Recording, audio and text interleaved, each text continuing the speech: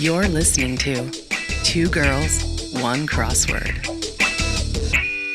I have massive hands, by the way, if anyone was wondering. I've always thought that about you. It's like the palm is big, you know? And I got long fingers. We should test it out. I guess my You have palm totally is kind normal. of tiny. Well, You have like normal hands. your hand is you're crazy. No, it's not normal. Trust me. It's fine. Obviously, I should have been a piano player or something, but... Oh, well, there's that. I mean, next time I see you in the flesh, we can measure hands and see. All right, fine. You're on. Good. Won't be for like another month at the least. Month and a half at most. Honestly, probably a month and a half.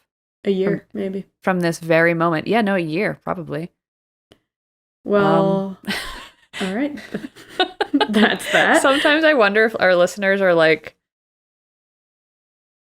is this serious? Like, I want to know how much they take of what we say seriously. Because sometimes we're being serious, but a lot of times we're very much not. It's hard to tell. By the way, if you are a listener, then you are listening to Two Girls, One Crossword, your favorite weekly Podword Crosscast. I'm Grace Topinka. And I'm Chelsea Rowan. And I've got something in my eye. So. And that's her. So that's it. Shall we just jump right into it now? Let's jump into it. I feel like we could continue this like limb comparison conversation. I don't know if it'll get us anywhere until we are in the flesh again. So we can always post the results later at a different time. We'll post our measurements later. Okay. Well, on Twitter, I asked, I did a Pollapalooza. Sorry, I feel like I'm off today. Sorry to our listeners, but Pollapalooza, I asked, who's your favorite wrestler? In fact, I just said favorite wrestler and then a little wrestling emoji because I want to, get down to it. The options were Stone Cold Steve Austin, China, The Undertaker, which I spelled Udertaker, and Shawn Michaels. It was like hard to pick. There's so many wrestlers out there. Like, how do you even, I'm sure that there are some that are like people consider to be like in the same, circle or ring that would make sense to put them in the poll together. But I don't know enough about wrestling. Either way, we didn't have that many votes, but everyone who did vote voted for The Undertaker. I voted for The Undertaker. You would. Well, honestly, I feel like I wanted to pick China, but I was nervous that there's some like weird cultural appropriation thing in there, and I hadn't done any research on it, but I remember China the most. I remember China and Stone Cold Steve Austin. Right. I remember Stone Cold Steve Austin as well, and I wanted to pick him. I was like, okay, am I just picking people that I'm most familiar with? I feel like, so then I decided, okay, pick a theme. What theme do you feel like, do you gravitate most towards? And it was The Udertaker. So. All right. That fits. I mean, I think it fits my personality. I don't really have a favorite because I don't know, but I feel like this is something that we could get into, ironically, or at least go to. Yeah. One match, one day. I feel like Hannah knows a lot about wrestling. She would. I have a feeling. Our elusive friend Hannah that we talk about. Oh, yes. Well, we're gonna. I'll just say it at the top here so that people can emotionally prepare. We're not gonna have an episode next week. Sorry. Because I'm MIA for a little bit, so we're not having an episode next week. But then the week after, we have a very special Q&A episode where we talk about Hannah again. Yes, we do. She is a real person that we both know. We promise. Yes, we She's know way this cooler person. Than us. She really should have a podcast. I know. But we'll have the Q&A week, and then we'll have a week with no episode, and then we'll be back to normal. So yes, hang in there, but get excited because we actually filmed the Q&A before this. Yes, and we had a lot of fun. It was pretty fun. Yeah, it was a lot of fun. Yeah, and we actually got more questions after we had recorded. And so if you ask us questions and you don't hear the question on the Q&A episode, just know that we have saved it. And we will be doing another Q&A episode somewhere in the future when Grace goes MIA inevitably again in the future. What can I say? Never She's let an them know elusive your next girl. move. She's like Carmen Sandiego. Where in the world? So yeah, no, actually recording the Q&A was a lot of fun. I hope our listeners get excited. We answered some crossword related questions. We answered some personal questions. We answered.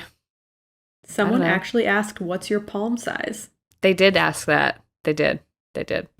That's why it was on the mind. Yeah, it was on the brain. So yeah, that's the Pollapalooza. That's the news. So I guess it's time to. Do we have a corrections corner this week? I feel like somebody wrote to us about a corrections. If they did, I completely forgot about it. Sorry to this man. I guess it means there is no corrections corner. So if we forget, then it doesn't exist. So sorry. Just tell us again. Corrections can be made at any time. They can be made at any time. We will be off for like the next 3 weeks though. So But that's a good time. Comb through our past episodes, see if we made any mistakes, Yeah. and, bring it back. it's very likely. Hope Diamond mistake, we can correct that. Yes. Oh It's my God. never Don't too say anything about the late. Hope Diamond. That's my topic. I'm stressed. So should we just get right into the hits and shits? Let's do it. Okay. Well, I did a lot of New Yorkers again this week because it's such a treat now that there's a new one every... I know. It's such a Every day. treat. Remember, they used to not even do Monday, Wednesday, Friday. It used to just be, I think, Monday, Friday, maybe? Yeah, no, you're right. We were surviving on nothing, Literally nothing. and now our cups runneth over. You love to hear it. I have also done quite a few New Yorkers this week, but go ahead, kick us off. Did you do the Monday, May 2nd by Natan last? Yes, I did. I liked 57 Across. What may go off when someone's not straight with you? ? Gaydar. Very good. 51 Down. I feel like we say this a lot. You hate to see it, in quotes. And the answer was sad. I feel like we say you hate to see it all the time. Yeah, we also say you love to see it. Yes, true. Both. The dichotomy of Got man. it. You love to hate it. You hate to love it, you know? Do you have any from that one? I do. I have 39 Across, 2020 #1 hit whose title acronym is compared to, quote, macaroni in a pot. And the song is WAP. And if you don't know what WAP stands for, go to Urban Dictionary. And if you are millennial like Grace and I, or maybe you're not, maybe you're just like Vines, but I will forever love WAP for the Vine reference to macaroni in a pot. And that is just, that's on Megan and Cardi. So If you know, you know. if you know, you know. Funny anecdote. When WAP came out, everyone was like talking about the music video. I was like, okay, I have to watch this. And I went to watch it on YouTube and I accidentally like watched the clean version. I didn't realize it, but I was like, oh, this song is good. And the music video is good. So I just like I would play it like on that video. Mm-hmm. But they changed the lyrics to wet and gushy. It's just, you would completely miss. Yeah. But I was like, why is everyone? I was like, okay. I was like, it's weird, but. And like, what does it have to do with WAP? Yeah. It works though, it was so Yeah. catchy, I have Yeah. to say. I also liked 36 Down, recipient of a note reading, "Do you like me? Check yes or no." And the answer is crush. And it's just like such like an elementary school thing, like a throwback. And it reminded me of my ability to fold notes in grade school. Like I learned all different ways to like fold notes. We passed notes all the time in school. I know, passing notes was so fun. I don't know, do kids do that anymore? Or do you just text? I They feel like must just sometimes a note text. is still handy though, because you can't have your phone out, but you could be like writing on a piece of paper. Exactly. So it's possible that kids still do notes. The best thing about the notes was the folding it. And I might have done something like this once, like the crush thing, but I honestly think most of the time I was writing to my friends. Same. Well, what about, I love the honor system of like, when someone passes you a note, you just like pass it on to who it's meant for, Now I'd be like, I want to read what this is. I know. but- I'm like, I'm going to open this. I had one, it's not a shit, but I just wanted to bring it up. 20 Across berates with, quote, out. So when you see clues that go like berates with, quote, out, you need to figure out a word that means berate, but it only means berate when you use it with the word out. So for instance, the answer here was balls, BAWLS. So balls out means to berate. So first of all, that's how the cluing, like that's how it works. But also, I've never in my whole and all of my years on this earth heard someone say balls out to mean berate. I'm like, No, me neither. And just, well, probably because unless you're reading it, it sounds like something completely different. I know it really does. Like I can't pronounce the W because Balls. balls. It just sounds like balls. So that's it. Speaking of the New Yorker, let's move right into Tuesday, May 3rd. Mm-hmm. Amy Lucido, of course. I have a lot from this one. The opener's fun. Shape of a cat with its paws and tail tucked beneath it. And the answer was loaf. I know. I love you could that. just slide it right into like a bag of plastic and seal her up. Loved that. I think my dog Neptune, he like loafs out so much. Before we adopted him, he lived in a house with cats. And so he does like the whole tuck thing, and it's like, oh, you're so cute. I love that. Like the dogs that take on cat Yeah. quirks. Yeah. So cute. Also from that, I just thought this was funny. 13 across, any resident of the Hype House. And the answer was influencer. And I just want to know if the Hype House knows that they're in the New Yorker puzzle. If the Hype House is listening, let us know. You have to be the one to tell them. I should write to them and let them know. And then I'll let you say some of yours too, but I wanted to flag this one, 45 across, penguin or emu, for example. And the answer is biped, B-I-P-E-D. But I didn't realize it was biped until I Googled the word biped because I thought it said bipped. Biped.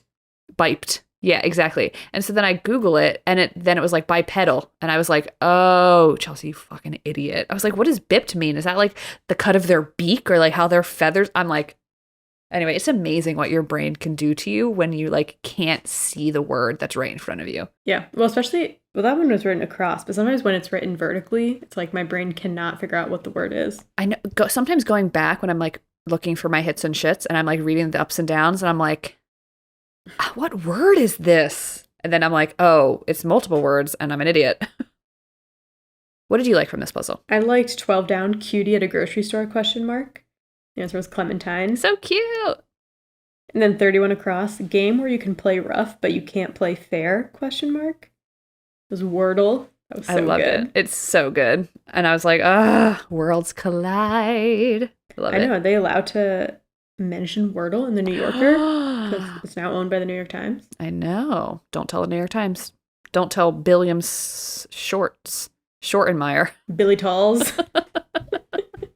Billiam Tall. Yeah. Do you have anything else from that puzzle? That was all I had from that one. Well, fuck it. We're still doing New Yorker, so I'm going on to the Wednesday, May 4th New Yorker by Elizabeth C. Gorski.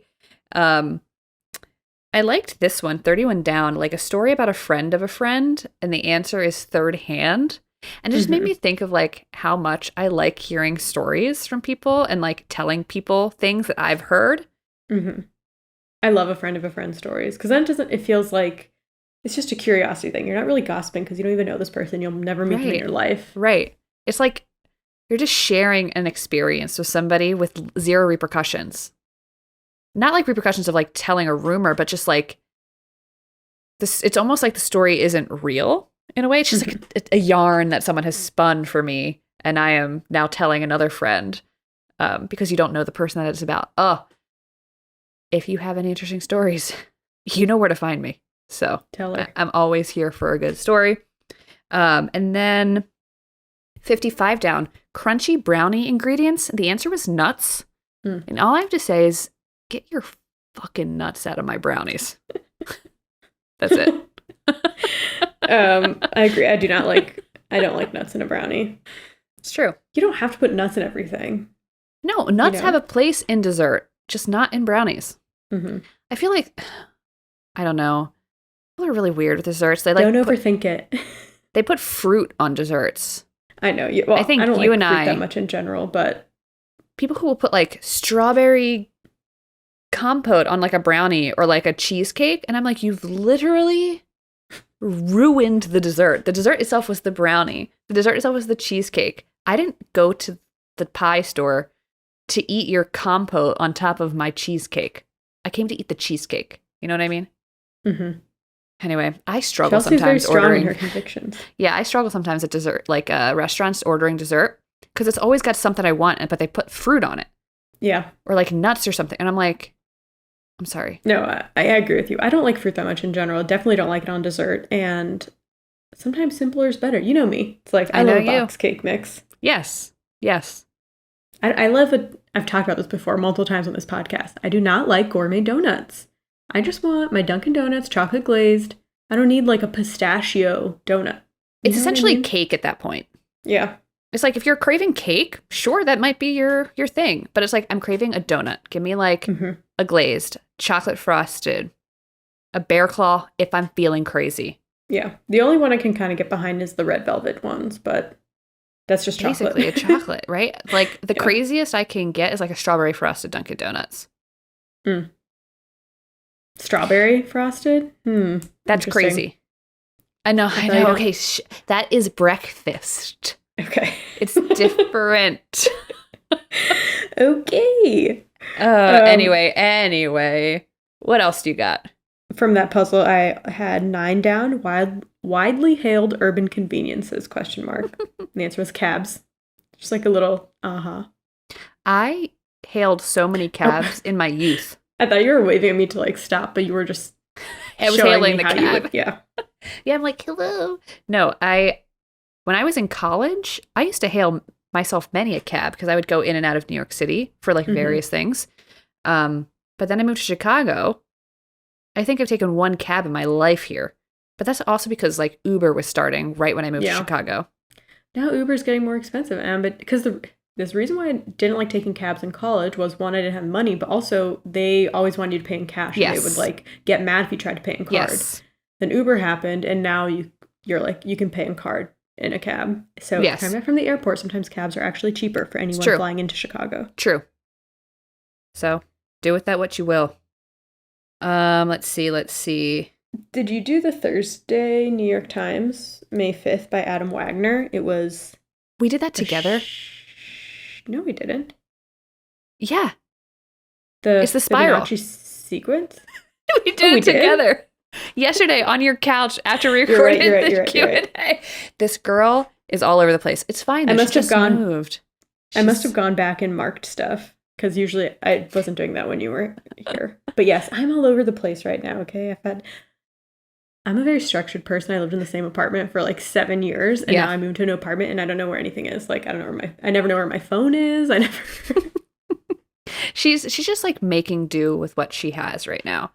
I need to remake some routines, because I was like so used to my routine, which is fine. It's an overall positive experience. But anyways, yes, I forgot that we did this together.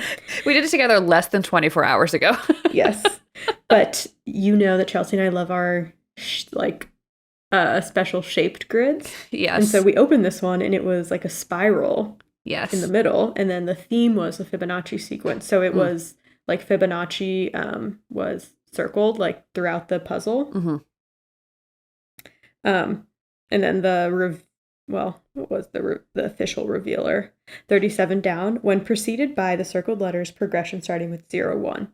And it was sequence, the Fibonacci sequence. But then they had 30 across, when preceded by Fibonacci sequence, natural shape said to be seen in 61 and 27. So it's a spiral, and I didn't realize this, but the Fibonacci sequence is like, I don't know, it's like a golden ratio, perfect spiral. It's how sunflower seeds are. Oh.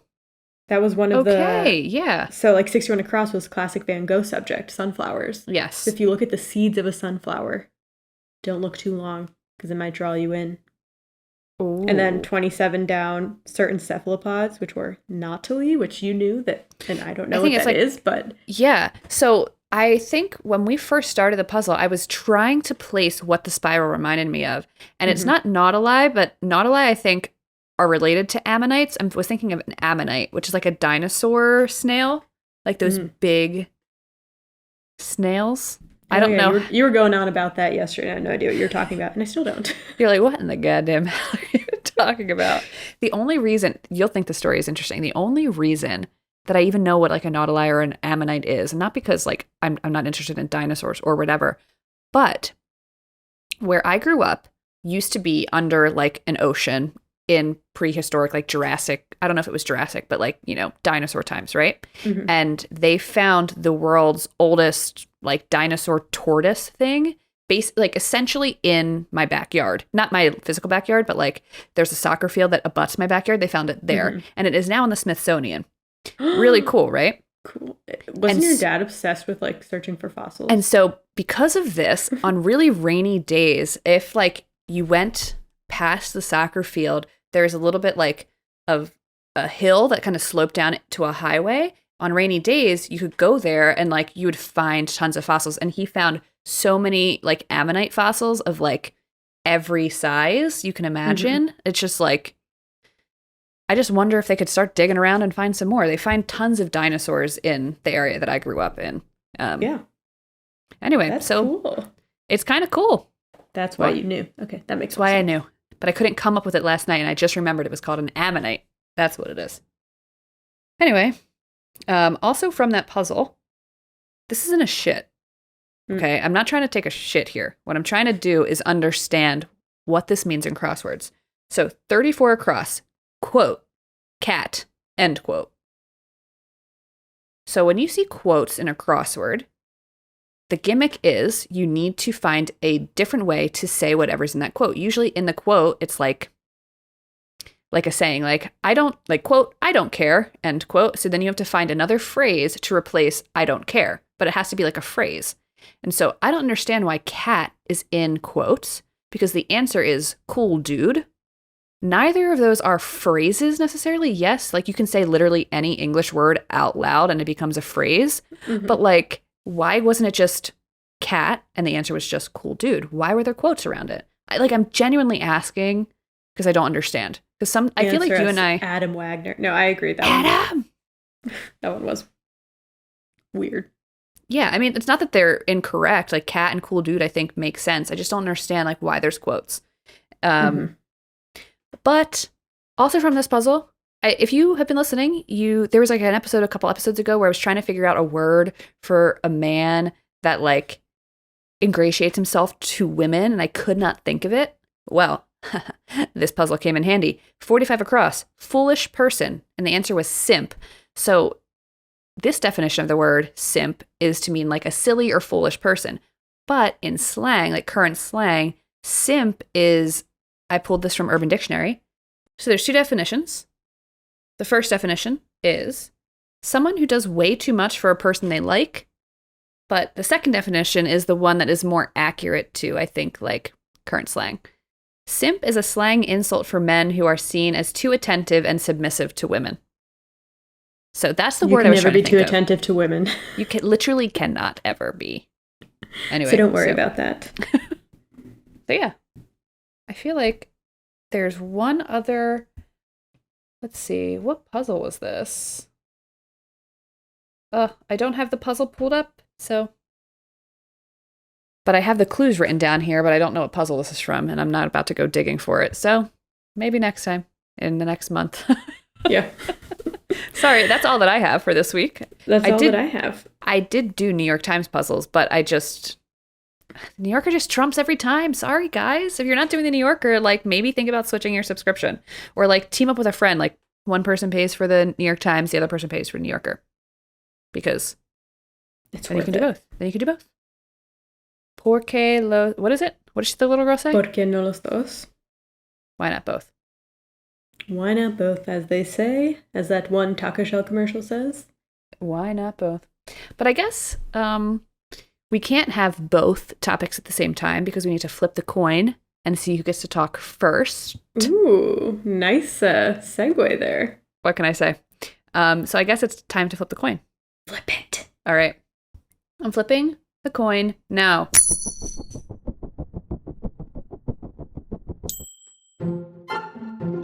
I'm back. It's heads. Ugh, all right. Whatever. So my topic comes from the Wednesday, May 4th New Yorker by Elizabeth C. Gorski. 28 down. Big name in TV ratings. Nielsen. And the answer is Nielsen. Yes. Not your topic, right? It's not my topic. Okay. This is something I feel like Grace would do, but it was like, this isn't the strongest one from this week that I think Grace would do. I really want to, because I feel like I kind of struggled to pick a topic this week. I want to know which one, when I say my topic, then I want you to say which one you thought I was going to pick. Okay, will do. So let's just talk about Nielsen ratings, right? And then we'll get to Grace's topic in like 20 minutes. Do you know what Nielsen is? The Nielsen ratings are? Other than they just like track TV stuff. I knew someone who worked there. Ooh, that's kind of cool. Mm-hmm. Yeah, I mean, Nielsen TV ratings, also known as just the Nielsen ratings, are essentially like audience measurement systems operated by the Nielsen Corporation. And it determines like audience size and essentially like the composition of audiences for various TV shows under various demographics, etc. Essentially, like to put it more simply, they collect data to rate TV shows, like the most watched TV shows by demographic. It all started with one guy named Arthur Charles Nielsen Sr. Born and raised in Chicago. He was born in 1897. He attended the University of Wisconsin at Madison, where he received a Bachelor of Science degree in electrical engineering. Smart guy. He worked as an engineer until 1923, when he was like, F that, and founded his own company, A.C. Nielsen. The goal of founding this company was to give marketers reliable information on the impact of marketing and sales programs. So essentially, he founded a marketing research firm. Okay. Nielsen is credited with advancing the field of market research with these 3 points. The first is he introduced test marketing, which essentially you test new products to determine their viability before going through the marketing and production process. He came up with measuring product sales at random sample stores to determine market share. And then he pioneered methods of measuring the audience of radio and television broadcast programs. And it is safe to say that A.C. Nielsen, now known as the Nielsen Corporation, is most widely known for this one thing, the Nielsen ratings, the TV broadcasting Nielsen ratings, right? And so as this clue suggests, we are going to be focusing on the Nielsen contribution to TV ratings with their Nielsen rating system. They do market research for literally everything, like literally everything. But this is the one that like the lay people know about. You know, they're like, oh, I know what Nielsen ratings are. But I'm sure you don't follow up or keep track of the Nielsen pharmaceutical data tracking systems. Right. Okay. I don't have that bandwidth. I'm just going to run through like a timeline of the Nielsen stuff, and we'll just start there, okay? And then we'll keep going. 1936. Remember, he founds the company in 1923, but he's doing like other market research, like retail stores, pharmaceuticals, like that kind of stuff. Let's just go to 1936. 1936, Nielsen acquires the rights of a little device called an audimeter, spelled AUDIMETER, as in like audience, audimeter, which could attach to a radio, and it would record when the radio was on and when the station was turned, like switched. This prompted the development of the National Radio Index, which launched for broadcasters and advertisers in 1942. So essentially, they would take this little device, attach it to a radio, and then they could tell what program somebody was listening to, when they switched the dial, when they switched it back, and so on and so forth to kind of track their listening habits. They first publicly released their radio ratings in December of 1947 for the week of October 19th through the 25th, 1947. They measured the top 20 programs in 4 areas: total audience, average audience, cumulative audience, and homes per dollar spent for time and talent. The top 5 shows for the week of October 19th through the 25th, 1947 were as follows. Number 1, Fibber McGee and Molly, or Fibber McGee and Molly. Good for them. Yeah. Amos and Andy, number 2. Number 3, Chase and Esborn program. I have no idea what this is. Seems to be only one way to name a TV show back then. Yeah. Number 4, Truth or Consequences, which sounds like something I would absolutely listen to. And then number 5, The Bob Hope Show, which I have heard of. Yeah, that's the only one. Yes. So that was for radio. And it wasn't until the 1950s that they introduced their television rating system using a device similar to the audimeter that they used for radio. How did it work? It attached to a television and recorded the channels viewed onto a 16-millimeter film cartridge that was then mailed weekly to the company headquarters in Evanston, Illinois. They used the data collected to generate the National Nielsen Television Index. How did you get one of these autometers on your television? Well, they were randomly selected. You were called a Nielsen family.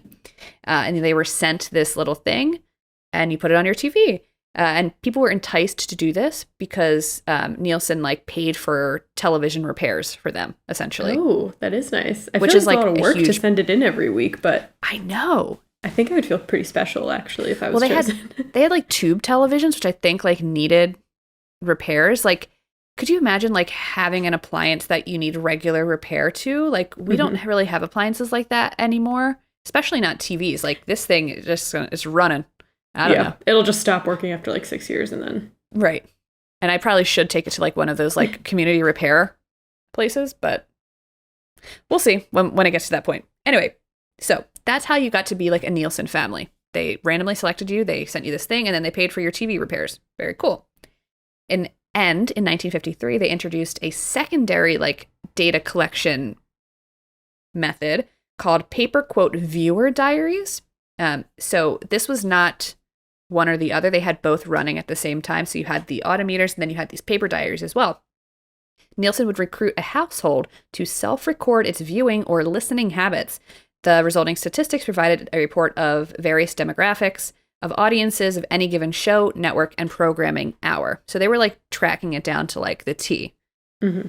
And they used these paper diaries up until June of 2018. And then they retired it. I know. Oh my God. I know. Fun fact, in 1962, Nielsen measured that more than 29 million homes tuned in to watch the NASA astronaut John Glenn shoot into space. I thought that was kind of cool. In 1971, they introduced a new piece of technology called the Storage Instantaneous Autometer, which allowed for the collection of data to be forwarded to Nielsen via telephone line, so no more shipping in your 60-millimeter film. And it made it possible to provide overnight television and radio ratings. So overnight, you could know how your show did. Wow. Right. And by 1973, the company began offering national daily TV ratings in the U.S. So it was the day after you would know how the shows did by 1973.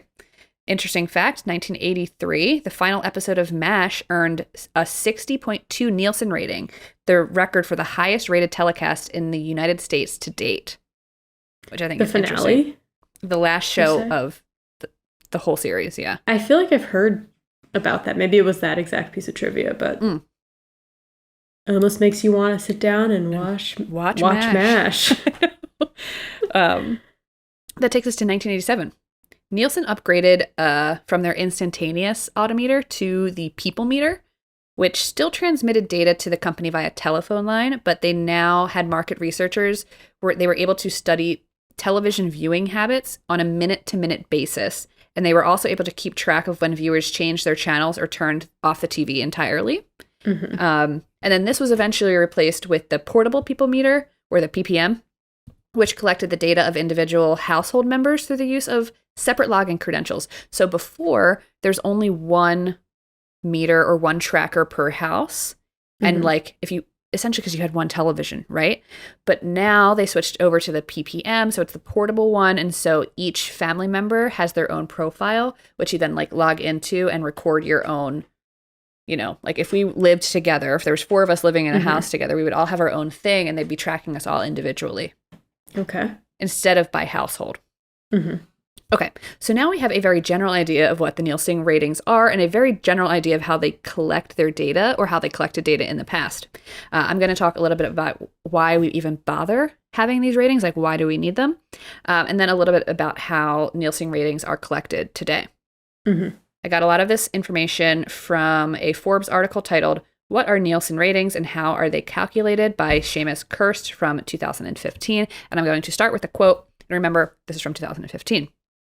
Quote, "Television advertising is an incredibly lucrative industry in the United States. Every year, advertisers spend billions of dollars on TV slots to try to pitch their products to millions of viewers across the country. with 30-second commercial spots costing $4.5 million during Super Bowl 2015. Serious money is being spent to try to reach and appeal to both wide audiences and specific consumer markets through the small screen. The revenue from TV advertising is only expected to grow in the coming years. PwC projects ad revenues will increase from $71.1 billion in 2015 to $81 billion in 2019. Okay. So the ratings are important because of money, Mm-hmm. because of advertising, because of consumerism, capitalism, the whole thing. Like, when is it not? Mm-hmm. So that's why we need Nielsen ratings, apparently. Essentially, these ratings help advertisers decide when and where to buy ad space. An example of what like a Nielsen rating might be and like how you can interpret it. I'm going to read another quote from the article to kind of give you an idea. Quote, let's say Game of Thrones has a 5.5 household rating and a 9 share. We can break this into 2 parts. The 5.5 simply means that 5.5% of all households with a TV set watched the program. Okay. The 9 means that 9% of households with TVs that were watching at that given time were tuned into the program. So that's how you can like interpret like a Nielsen rating. If you like read like Game of Thrones got a 5.5 whatever and a blah, blah, blah. That's what that means. Okay. I kind of still don't understand what the difference is, but I'm also not a like statistician. Thank you. So these days, Nielsen ratings use statistical systems similar to what's used for polling during elections.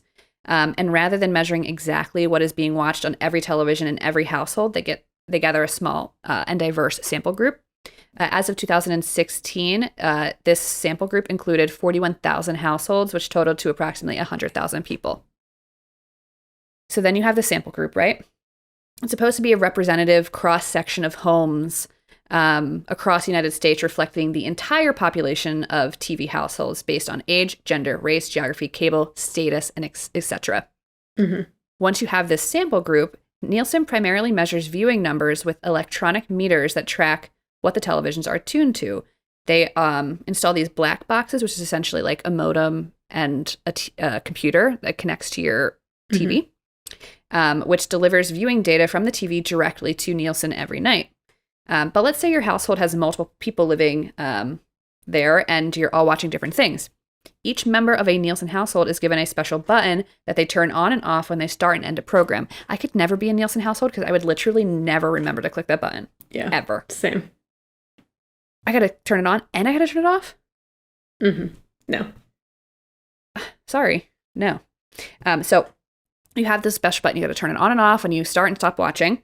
And then this viewer-specific information is transmitted to Nielsen through the black box. The gathered information tells advertising clients about audience behavior, such as which commercial blocks are watched and during which viewers flip to other channels, etc. But as you know, technology has changed a lot since the inception of the Nielsen ratings in 1950. Okay? Mm-hmm. Not only has technology advanced, but viewing habits have changed dramatically, right? So there's another article that I read called How Nielsen Has Built a TV Ratings Monopoly Nearly as Old as TV on The Wrap by Tony Maglio. I'm going to read you a quote from that. Quote. Okay. American families gather around a single TV less and less these days. Dad might watch a live game in the den while mom is catching up on a drama on a bedroom flat screen. The kids might be watching shows or clips on their phones or laptops. People are exposed to more video than ever before, and suppliers worry that a lot of these eyeballs aren't getting counted. End quote. Mm-hmm. So, like, yeah, you're not like everyone's sitting cross-legged around the TV watching, I don't know, M.A.S.H. whatever it is, M.A.S.H, whatever you used to watch. Now we're like, how many screens do you have in your house? Just think about that. Yeah. Your phone, your iPad, your laptop, your work laptop, your partner's laptop, their phone, their iPad, your television, and so on and so forth, right? There's so many different ways to watch TV now or to watch anything. And no one's tracking me at all. And no one's tracking you? How are they going to know how to buy ad space? And so Nielsen had to adapt, right? They had to adapt to these changes with the rise of DVR, on demand, watching on mobile phones, computers, tablets, etc. And it gets kind of complicated when you incorporate streaming services like Netflix, who until 2017 refused to let Nielsen rate or have access to any of their viewer data. Prior to 2017, Nielsen was still able to track Netflix a little bit and other streamings a little bit, but only for syndicated shows. So, Netflix has original series, but they also have they used to have The Office. That's a syndicated show, right? So what they used to do is they would have a client, they had a thing that records audio, and their client would then send that audio to Nielsen. And so Nielsen would then use an app or a program similar to Shazam to essentially be oh, let's put this audio through the Shazam thing. Oh, they're watching The Office on Netflix. Okay. Because they can pick it up by the audio from this app. And then they can get ratings of only syndicated shows, but not any of Netflix originals or Hulu originals or Amazon originals. So, but like I said, in 2017, Netflix finally allowed Nielsen access to their viewer data. Why was this a big deal? Well, we've already talked about how Nielsen ratings are used to determine profitability of various ad placements, right? But Netflix doesn't allow for advertising. So why does it matter if Nielsen can get their ratings, right? Yeah.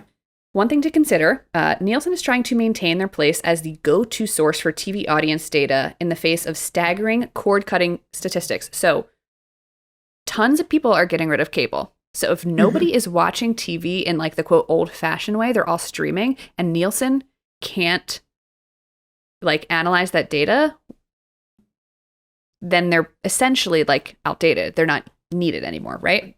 Yeah. In 2017, eMarketer projected that 22 million U.S. adults would cancel cable or satellite TV services in 2017, up 33% from 2016. By 2021, eMarketer predicts that fully 30% of American adults won't have traditional pay TV at all. Of course, even those who continue to subscribe to traditional pay TV often have subscription video on demand in addition to those services. So, think about our parents. They probably all pay for cable, right? But they also have Netflix. They also have Disney. They also have, all their streaming services. What are they actually watching on? And if you're only getting data from households when they're watching cable or broadcast television, that only accounts for a very small percentage of how they're interacting with content or viewing content online or, television. Right? Because, they might watch C-SPAN, they might watch Fox News, they might watch, ESPN for 2 hours a day, but then they tuck in at night and they put on Better Call Saul or, Ted Lasso. Exactly. But you're not getting any of that data from them. So it's kind of well, how do we actually know what people are watching anymore? Anyway, so therefore, data from streaming services are much more valuable now because, you don't have access to them, but also more people are watching streaming services. So you need to have that data to know how marketable things are. Let's see, Netflix leads the pack of how many streaming users. They have 66% of all streaming users. It's crazy. Wow. So why do ratings matter for a company like Netflix who has no advertising? In 2017, the reason was that large media companies like A&E, Walt Disney, Lionsgate, etc., they wanted this kind of audience viewing data to give them a full picture of the reach and life cycle of their licensed content. So these other companies are licensing their content to Amazon, to Hulu, to Netflix, and they need the data to know, are we making a sound financial decision to lease The Office to Netflix indefinitely? Or once we get the viewership information, do we pull Netflix because they have millions and millions and millions and millions of views on Netflix, and we can pull that instead and then make our own streaming platform and we get those views instead of Netflix. Yeah, and eventually we're just all it's going to be cable again. Exactly. Because that's one side. And then more recently, Netflix is struggling to acquire new memberships, right? And they are cracking down on shared logins. There have been whispers of advertisements in Netflix future, in which case Nielsen ratings would prove pretty darn useful. Anyway, I could go on for a really long time talking about the Nielsen ratings, but I wanted to end with something fun. In September 2020, Nielsen started compiling a weekly top 10 list of the most watched shows on streaming platforms. And you can find that list on the Nielsen website. They update it every week. They break it down by originals, so like original content, movies, and syndicated. Cool. I'm going to talk about the top 10 list of streamed original series for the week of April 4th through the 10th. Okay. I'll start from the bottom. Number 10. And this is broken. They're rated on how many minutes of the show is watched in the millions. Okay. Number 10 is Ozark. It's Netflix. I haven't seen it either. A lot of people love it. I've never seen it. I heard lots of good things. Number 9, The Dropout on Hulu. That's the Amanda Seyfried who plays Elizabeth Holmes. Yeah, the eyes. Yes. And then we've got number 8 is The Outlaws on Amazon, which I'd never heard of. Couldn't tell you a thing about it. Number 7 is Get Organized with the Home Edit on Netflix, which is one of those like Marie Kondo type shows where they help you like organize your home. Number 6 is It Cake on Netflix. That show is literally a fever dream. It's so bizarre. I watched an episode and I was like, what is this? Yeah. No, it's definitely not my cup of tea. But you see that kind of stuff on TikTok. It's like, is this cake or is it real? And it's like, I literally don't care. Number 5 is Inventing Anna on Netflix. Number 4 is The Last Kingdom on Netflix, which is like a Saxon versus the Danes type show with maybe Norse people. I don't know. And then number 3 is Moon Knight, Knight on Disney Plus, which apparently is a Marvel thing. I have no idea. It has something to do with Egypt. He could twist my arm and I couldn't tell you a thing about that one. I feel like I don't know like any of these. I mean, I know them, but I haven't watched them. Right. Number 2, we know this one, The Ultimatum on Netflix. Oh, yeah. Okay, I watched that one. And then number 1, can you guess what number 1 is right now? Right now? No. Bridgerton. Oh, duh. Of course. Bridgerton tops the list with 1,621 million minutes watched. Damn, people love Bridgerton. I get why people like it. I feel like historical fiction is just not for me. I love historical fiction, but when I watch historical fiction, I want the kind of historical fiction that actually makes me cry a lot and like is very serious, like Jane Eyre. Okay. I tend to not go for like a Bridgerton. All right, fair enough. I guess we're just different like that. We're just totally so weird and strange. Yeah. So that's it. That's it, and that's all. That's what I have for Nielsen ratings. Maybe someone will ask me to be a Nielsen household one day. I think you would actually have fun with that. I feel like I would like try and, be weird about it. Like throw it off. I was just thinking about like, what data would they gather from me? It's like she turns on the TV every night at 1 a.m. to C-SPAN. Just to like give them something they've never seen before. You gotta put like, I don't know, Planet Earth on every night on repeat. Mm-hmm. That's it. I would do that just for the gag of it all. For the gag, yeah, exactly. So if you work at Nielsen, hire us. We promise we'll take it seriously. We'll give you everything you want, okay? Exactly, yes. Well, that's all I got. Thanks for listening. Alrighty. My topic comes from the May 3rd New Yorker by Amy Lucido. 32 down, section of Wikipedia's main page that lists historical anniversaries. Oh, on this day? Yes. Interesting. That's not what I thought you were going to do. What did you think I was going to do? I thought you were going to do blimps or airships. Okay. I had that like picked, but then I forgot. I just like, I saw this and I started researching. I was like, okay, I'm just going to do this. But you're right. Mm-hmm. Oh, well, if blimps comes up again. It's like such a you topic. I saw that. Well, they're like going extinct.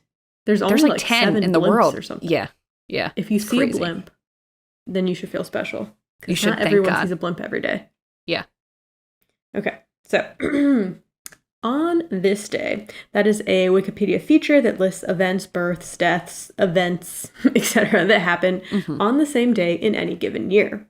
That got me thinking, are there any patterns to the madness, like a day when the most famous people were born, or the day most wars were ended? Turns out there's a lot of date-related coincidences in history.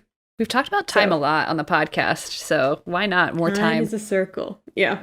So let's get into them. This one is one that we have talked about before, so I'm not going to go too into it, but we talked about it in our Halley's Comet episode. Do you remember there was someone who was born and died on the day of Halley's Comet, which only comes once every 75 years? Was it Peeps? Not Peeps. No. Peeps was the guy who did the light as a feather, stiff as a board, I think. Anyway, I don't know his name. An author.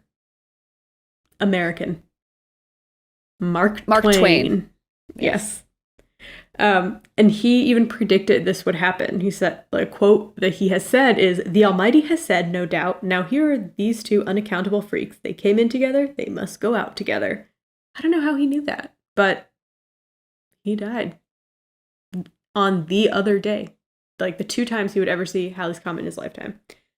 Crazy. So that's that. But there's some other coincidences like that in the world. So Stephen Hawking, the theoretical physicist, cosmologist, and author, was born on the 300th anniversary of Galileo's death. Another, astronomer, scientist. Not only that, though, so he was born on Galileo's death, but he died on Einstein's birthday, which happens to be March 14th, which is also Pi Day.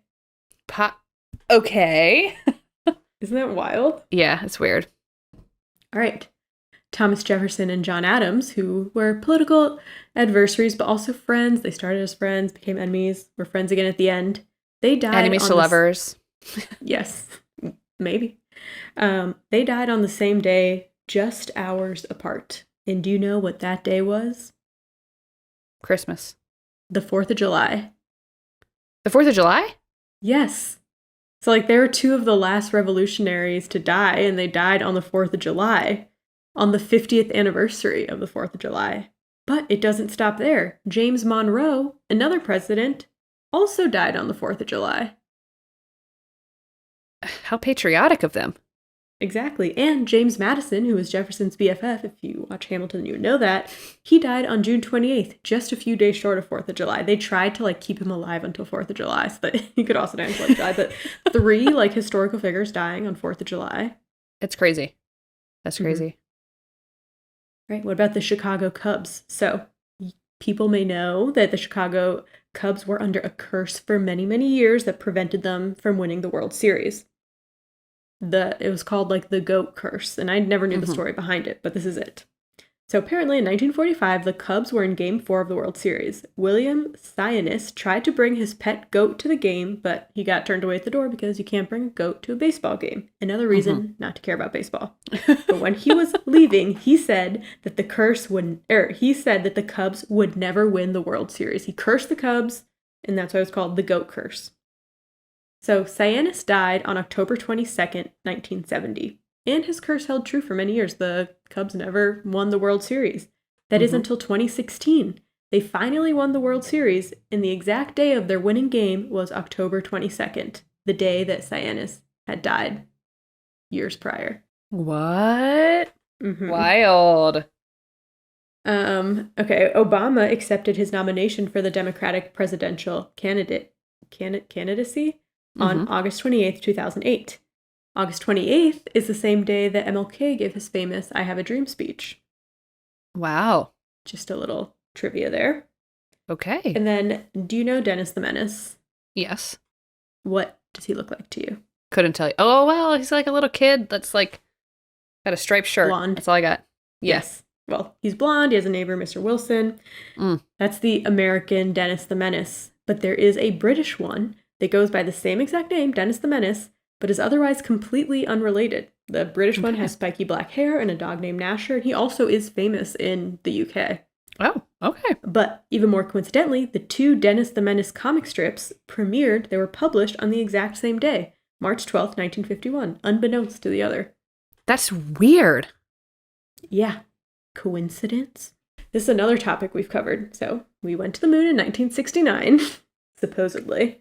And the exact date was July 20th, 1969. That was when Apollo 11 and the astronauts on board landed on the surface of the moon. In 1976, on that same day, July 20th, NASA's Viking 1 planetary probe was the first spacecraft to ever successfully land on Mars. Weird. July 20th. Good day for space exploration. It's a good day. On the other hand, November 22nd is a bad day for authors. So Aldous Huxley, the author of Brave New World, and C.S. Lewis, the author of Chronicles of Narnia, they died on the same day, November 22nd, 1963. Now, you might recognize that date because it's also the day that JFK was assassinated. I do recognize that date because my dad was born on November 20th, 1963, and his mom was in the hospital holding him, watching the news. When she found the news.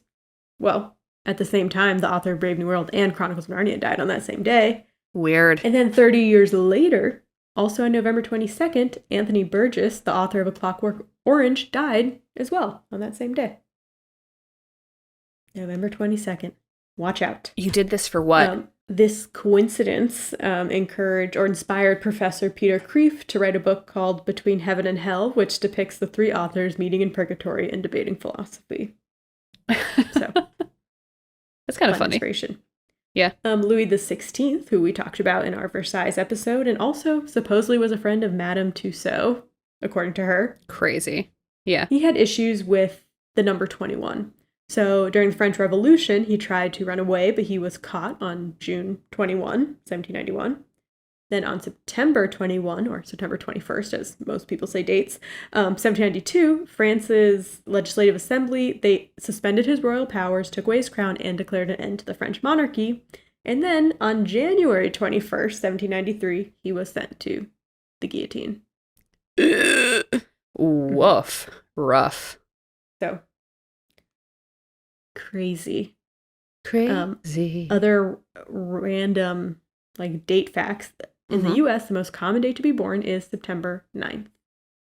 Interesting. I don't think I've ever met a single person. You don't know. You got to ask. Okay. So I was thinking about, dates, a way to compare, celebrity birth dates or whatever. And I found a website called calendar-12.com/famous birthdays. And they compiled information from Wikipedia charting the birthdays of 46,000 famous people. So I don't know, there's a lot of people on Wikipedia, sure. But somehow they, picked 46,000 who they deemed to be famous. And then they put it in a spreadsheet and they had their results posted on the website. So overall, people's birthdays seemed pretty spread out, but this was so weird to me. Obviously, this research is not completely without legitimate. Yeah. But there was one day of the year that more people were born on, and sometimes by a lot. So, for example, they separated it by different types of celebrities. So for athletes, most days of the year have between 20 and 40 athletes born on them, except for March 4th. March 4th was the birthday of 110 athletes. The next closest was January 22nd, had 67 athletes on that day. So that was how big the jump was. Yeah. Okay, but then I scroll down. So writers, March 4th also had the most birthdays out of the year, 86. The next closest was May 10th, 13th, and 28th, which had 38 each. So 30, and then jumped to 86, March 4th. Wow. For artists, it was the same thing. March 4th had the most birthdays, 190. The next closest was September 25th with 109. What? And it was the same thing for scientists and engineers. Most birthdays were March 4th, or 24. The next closest was June 21st, that had 21 birthdays. So not as big of a jump, but still the most scientists and engineer birthdays were on March 4th. What is going on March 4th? That is a Pisces? Yes, I have them in it. They're all Pisces, so who knows? Whatever that means. Let's talk about death really quick. Okay. The most common day to die a natural death is January 6th. So watch out in January. Okay. But according to a Swiss study that looked at mortality statistics between 1969 and 2008, you are 13.6% more likely to die on your birthday. according to the study, when results were further analyzed by age, the increase in deaths on birthdays was only observed for individuals aged 60 and older. So if you make it to 60, watch out around your birthday. That's so Common weird. causes of birthday deaths were heart problems, cancer, stroke disease in women, and suicides and accidents in men. So the next time you have the birthday blues, know that it's statistically reasonable to be sad on your birthday. Weird. Who knows why? Like, it could just be coincidence, or it could Yeah. same reason why a lot of people die January 6th. Like, some people will try and make it until, a certain holiday or anniversary or your birthday. God, just, that's stress so around your depressing. birthday. Yeah. But kind of wild, like 13.6% more likely. Damn. Mhm. But only more if you're over 60. Yeah. Weird. Who knows? Who knows? Well, there weren't that many, date coincidences other than the ones I went through, which I feel like are still kind of a lot. But I found some other coincidences in my research, like historical coincidences, that I'm just going to end on because I do have some time to fill. There's just two. Okay. All right, to the first one. In late 1864, President Lincoln's son, Robert Todd, was traveling via train from New York to Washington, D.C. When he stopped in New Jersey, he stepped back on the crowded platform to let others pass by, pressing his back against a stopped train. But then the train moved, and he fell back, almost onto the tracks. But a stranger caught him by the collar and hauled him back onto the platform. This stranger was Edwin Booth, the older brother of John Wilkes Booth, who assassinated Lincoln. What? Yeah. Okay, and Robert Todd is Lincoln's oldest son. But Robert Todd ended up seeing multiple presidential assassinations. He was at the train station when President James Garfield was assassinated. Granted, he worked in the government, so it made sense that he would be there. Mm-hmm. But then in 1901, President McKinley invited Robert to go to the Pan American Exposition, and as soon as Robert arrived at the event, shortly after, President McKinley was fatally shot at the event. Robert later said that there was, quote, a certain fatality about the presidential function when I am present. So, President McKinley probably shouldn't have invited him. Yeah. Knowing that he's kind of bad luck. You think? Mm-hmm. Okay, this next person who I'm going to end on has good luck. Violet Jessup, a.k.a. Miss Unsinkable. Oh. So Violet worked as a stewardess on the Royal Main Line and the White Star Line. In 1911, White Star launched its trio of luxury liners, the Olympic, the Titanic, and the Britannic. Aye. She was working on the Olympic when the liner collided with the HMS Hawke near the Isle of Wight in southern England and survived. Then she moved to the Titanic just in time for its maiden voyage, where it famously hit an iceberg and sank. Jessup helped other women and children into lifeboats before climbing into one herself. She survived. But if that wasn't enough, when the Britannic was turned into a World War I hospital ship, Jessup was working as a British Red Cross nurse, and she got a job on the ship. I would never step foot on a ship again. I would never, after the first time. After the first time, no. Especially not after the Titanic. Oh my God. So this war hospital ship, in November 1916, the ship struck a mine planted by a German U-boat in the Aegean Sea. The explosion caused extensive damage, and the Britannic sank less than an hour later. Luckily, only 30 people died, and Violet Jessup was not one of them. Hence, the Miss Unsinkable. I'm sorry.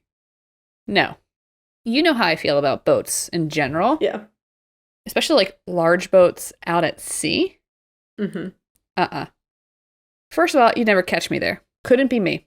But if somehow I was coerced, and then the damn thing sank, and then I survived it, you will literally, I move in to Middle America, and you're never seeing me by the ocean ever again. And that's a fact. I know you've been on, well, maybe boats sunk a lot more back then. But yeah, I mean. They're man-made. They're going to sink. I don't know. Yeah. It's just And it's the same company that's making all of them. After 2 out of 2 of the ships that you've been on have sunk from this company, maybe. It's just let's move on. I mean, she was a nurse in the Red Cross. I don't know how much choice she had at the end. How traumatizing that must have been. Maybe she wasn't scared, though. She was like, I survived the freaking Titanic. No boat is going to take me down. She's stronger than I am.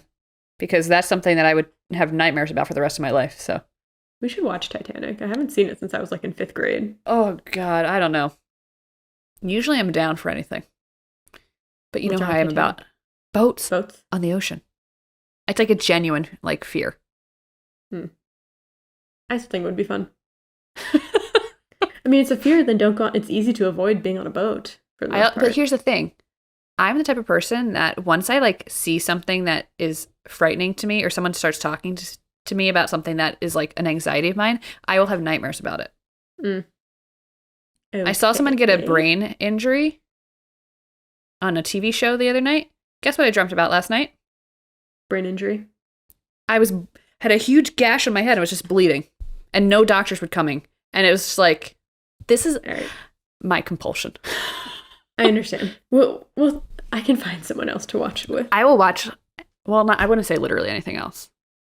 I'm just gonna put a hard no on the Titanic. No boat movies. No boat sinking movies. No boat sinking movies. Yeah, That's yeah. fair. You have to know your boundaries. You gotta know them. Wow. Oh my god. Well, that's it, everyone. Imagine having to like travel by boat. Like that's the only way you can get across the ocean. Yeah. Guess I'm never gonna be an international traveler. That's all I gotta say. Yeah, I mean, what's more likely to be on a sinking boat or get in a car crash? A car crash? A car crash killed Lily and James Potter. Anyway. Let's not think about that. Let's not think about Let's that. just think that we're both Miss Unsinkable, like Violet Jessup, and go out into the world. I will always be. You can always call me Miss Unsinkable because I will never get on a boat. Well, that's a lie. I get on boats, but it's like cruise ships, like cruise Aren't liners. you going on a boat soon?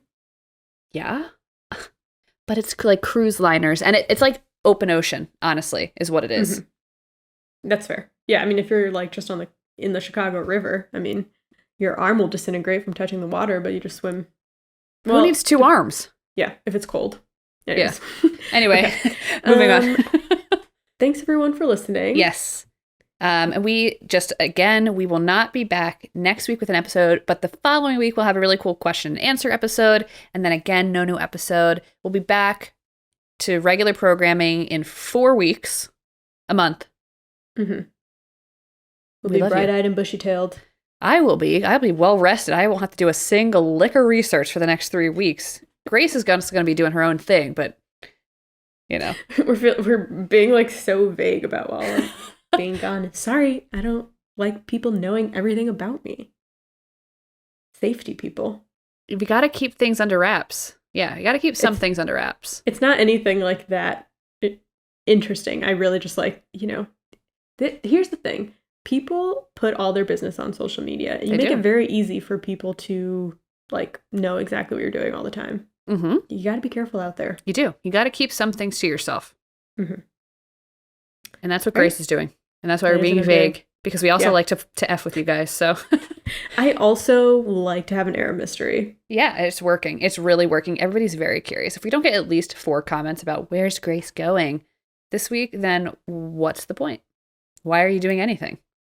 If you do want to leave us such comments, you can find us on Twitter at The Good Eve Girls. Or Instagram at The Good Evening Girls. Or TikTok at The Good Eve Girls. Whoa. Come on by. And in the meantime, for the next month, make sure you keep curious out there. Listen to any episodes you haven't listened to yet, because you got time to catch up. We'll be back. We'll see you in a month. And keep an eye out for that question and answer episode. It'll be a lot of fun. I'm excited Cool. for you all to hear it. For you guys. So that's it and that's all, folks. Bye-bye. Bye-bye.